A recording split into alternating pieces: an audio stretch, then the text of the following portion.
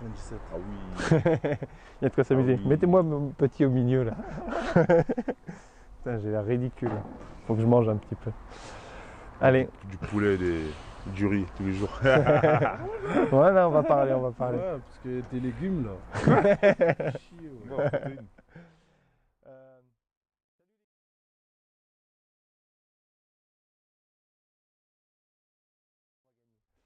Salut la team Transformation, bienvenue dans ce nouvel épisode. Aujourd'hui un épisode un peu particulier avec un invité exceptionnel, le grand Bazor, qui va nous parler de sa transformation et on espère que ça va motiver Abdou qui est là et qui va donc écouter les conseils du sage. Et on va faire un petit entraînement tous les trois, on va voir comment ça va se passer. On y va les gars? On y va, let's go. Let's go. Allez, route.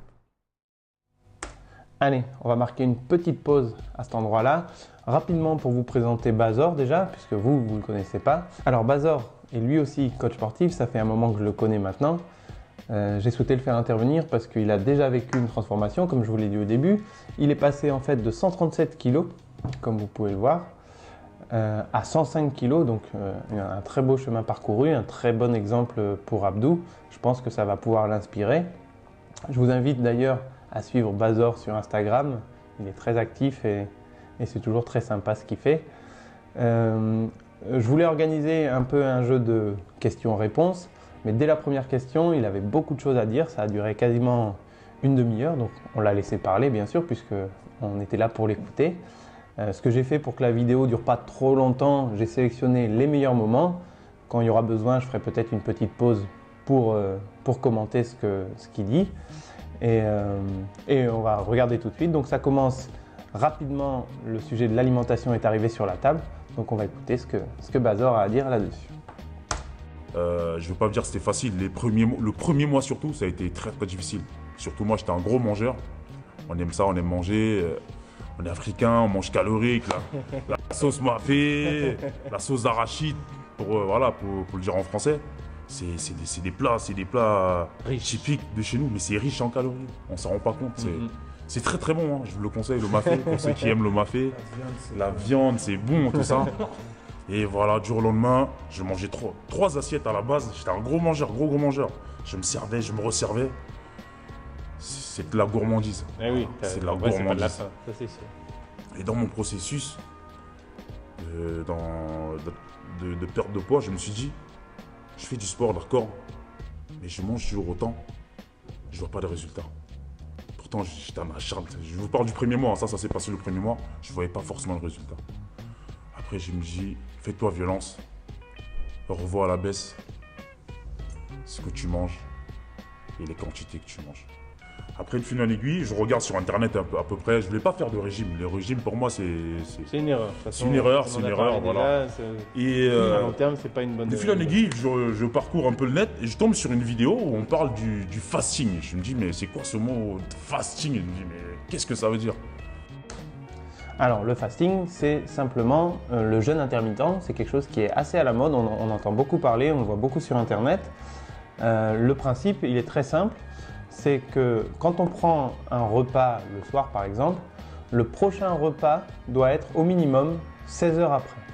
Alors c'est un jeûne où on a le droit de boire de l'eau, on n'a pas le droit d'ingérer des calories, mais on a le droit de boire de l'eau, du thé, du café. Mais il faut respecter 16 heures entre la prise de 2 repas.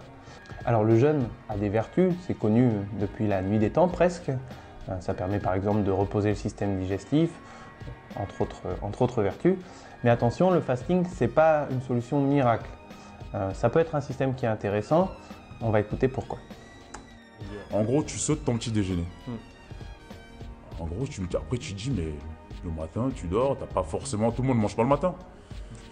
Tu mange pas le matin et je me dis, mais c'est même pas un régime en fait. Et tu as le droit de manger ce que tu veux. C'est ça qui est hallucinant dans le fasting. Ah oui, tu veux même en quantité? Et non, après tu fais attention. Les quantités, c'est... Ce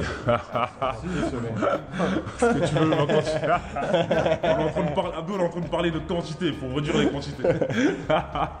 Et voilà, j'ai adopté le fasting pendant 2 mois exactement. J'ai eu des résultats immédiats. Alors le vrai intérêt du fasting, c'est ça. C'est que comme on n'a que 8 heures par jour pour manger, forcément, mécaniquement, on mange moins. C'est une façon détournée de réduire son apport calorique plutôt que d'avoir à le répartir sur beaucoup de repas dans la journée. Vu qu'on n'a que 8 heures pour manger, on ne va pas du coup doubler ce qu'on mange sur cette période. Ça serait trop à gérer. Le corps dirait stop. Si on doit manger le double des repas d'habitude, le corps ne sera pas d'accord. Donc l'intérêt du fasting, c'est ça. C'est d'avoir une fenêtre où tu as le droit de manger qui est plus petite. Et donc, mécaniquement, tu manges moins. Alors le fasting, vous avez compris, ce n'est pas une solution miracle. C'est juste un très bon moyen de réduire ses calories sans que ça soit trop compliqué. Encore faut-il avoir l'habitude de ne pas trop manger le matin. On retourne maintenant écouter Bazor qui va nous parler de... Des objectifs personnels. Je m'étais fixé vraiment des objectifs personnels pour ma santé, surtout pour la santé. C'est bien de faire le beau sur Instagram parce qu'on a maigri, tout ça. Mais au-delà de faire le beau, il y a la notion de sport santé. On n'insiste pas assez sur ça. Le sport, c'est la santé. Et j'en suis la preuve vivante. J'ai perdu 10 ans sur mon visage, j'ai rajeuni, laisse tomber. Le sport m'a transformé. Le sport, reprendre une activité sportive et avoir une alimentation équilibrée, ça a complètement changé ma vie. C'est le regard de tes proches, le regard des gens, même si tu ne vis pas par rapport aux gens, mais ça fait plaisir que de certaines personnes qui t'ont pas vu depuis 6 mois te disent « Waouh, transformation !» C'est pas impossible, tout est possible tant qu'on se donne de la volonté, de la motivation. Il faut être déterminé, c'est-à-dire il faut se fixer des objectifs pour pouvoir les atteindre. Il faut partir toujours sur une base. Je pars du point A, je vais aller au point D par exemple. Mon objectif c'est d'aller au point B. Il y a pas, je m'arrête au point B, au point C. Mon objectif c'est celui-là. Peu importe le temps que ça prend, il faut réaliser ce objectif. La patience, l'endurance. Il y a des gens qui lâchent.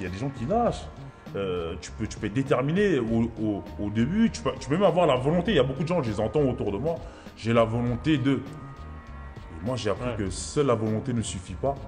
C'est l'acte qui compte. Il faut savoir agir. Ça, c'est clairement la leçon la plus importante.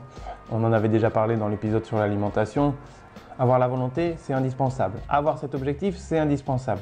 Mais ça ne suffit pas. Une fois qu'on a cette volonté et cet objectif, il faut passer à l'acte. Il faut tous les jours se forcer à avancer, à faire les choses. Parce que penser à faire les choses, c'est pas faire les choses. Pour obtenir des résultats, il faudra le faire vraiment, dans la vraie vie. Il ne faudra pas juste le faire dans sa tête. Donc, et ça, c'est indispensable et c'est là où on voit l'importance du mental pour avancer. Et je pense que Bazor a d'autres choses à nous dire là-dessus. Le mental, c'est la base de tout, dans tous les domaines. Tu peux avoir des habiletés extraordinaires. Ça veut dire des habiletés, c'est des choses innées que tu as en toi. Tu peux avoir des habiletés à faire du sport, à pratiquer du sport, mais tu ne seras jamais un champion. Parce qu'il va te manquer quoi? Le mental. Il y a des gens qui sont doués dans plein de domaines, ils sont nés avec, c'est comme ça. Mais le mental, ils l'ont pas. C'est-à-dire, ils pratiquent dans leur domaine de prédilection, mais il leur manque quelque chose. Cette chose qu'on appelle mental, c'est énorme, hein. Le dépassement de soi. Jamais se contenter de ce qu'on a. Toujours chercher à se surpasser, à se dépasser. C'est ça en fait qui m'a motivé, le dépassement de soi. Pourquoi je n'y arriverai pas? Après tout, c'est pour qui? C'est pour moi, c'est pour ma santé, c'est pour mon physique, c'est pour ma silhouette. Maintenant, une fois que tu as atteint ta cible, parce que le travail n'est pas terminé. Parce qu'il y a des gens qui perdent du poids et 2 ou 3 mois après, ils replongent. Parce qu'ils se disent, c'est bon, j'ai atteint ma cible. Pour l'été, pour faire le beau sur la plage, pour plaire aux filles, c'est normal, on est jeunes, la jambe féminine, on est attiré par la jambe féminine, c'est normal, on veut plaire. Jeu de séduction, il faut avoir un beau physique, tout ça. Mais après la perte de poids, pour combien de temps tu vas garder ce poids idéal? Pour combien de temps? C'est juste pour la mode, c'est juste pour les plages, ou alors c'est une hygiène de vie, une nouvelle hygiène de vie que tu t'es adoptée. Et quand j'ai une hygiène de vie, ça veut dire que ça fait partie maintenant de toi. faut plus lâcher, faut plus prendre ces kilos que tu as perdus. Ça veut dire, le sport après, ma perte de poids est rentrée dans ma vie. Ça, c'est vraiment un très bon conseil, une très bonne leçon.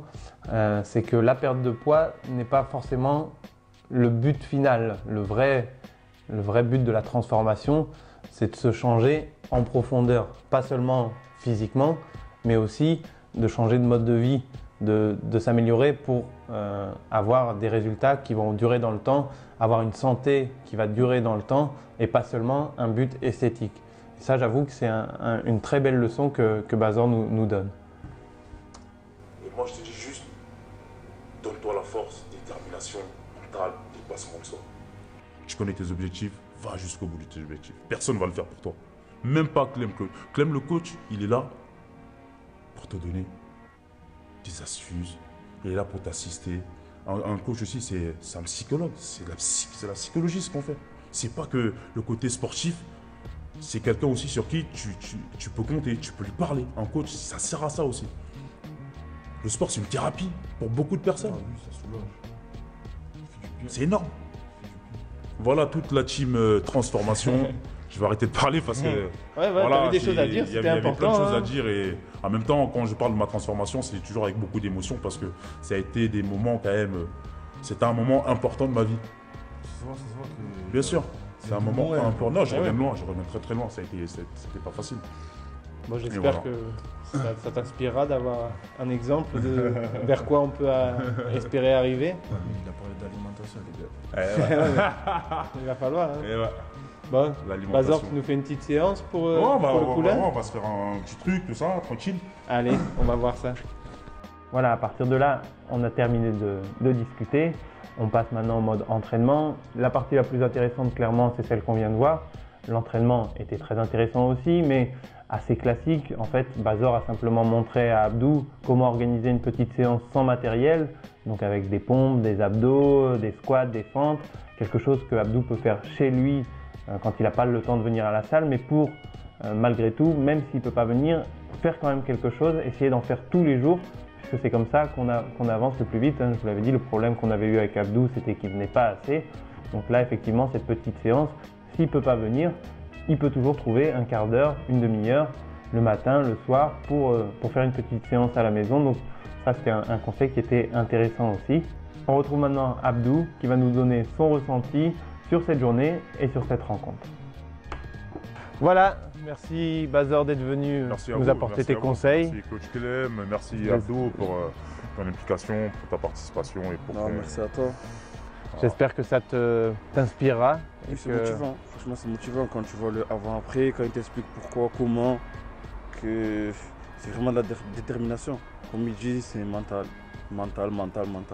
J'espère que la leçon va rentrer. La semaine prochaine, on retourne sur le vélo, on ne l'avait pas fait, donc il va falloir s'y remettre. Non, on l'a fait, mais ta caméra ne marchait pas. Ah, ça faut pas le dire. Alors à la semaine prochaine, sur le vélo. Salut toute la transformation. Et merci encore. Ciao, ciao.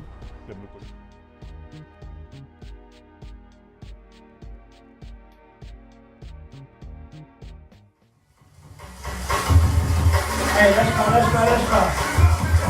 On y va, 20 secondes. Allez, 20 secondes. Engage tes abdos. On ne peut pas aller trop vite. Si on est trop rapide, c'est qu'on n'a pas la bonne distance. On est sur la puissance. 10 secondes.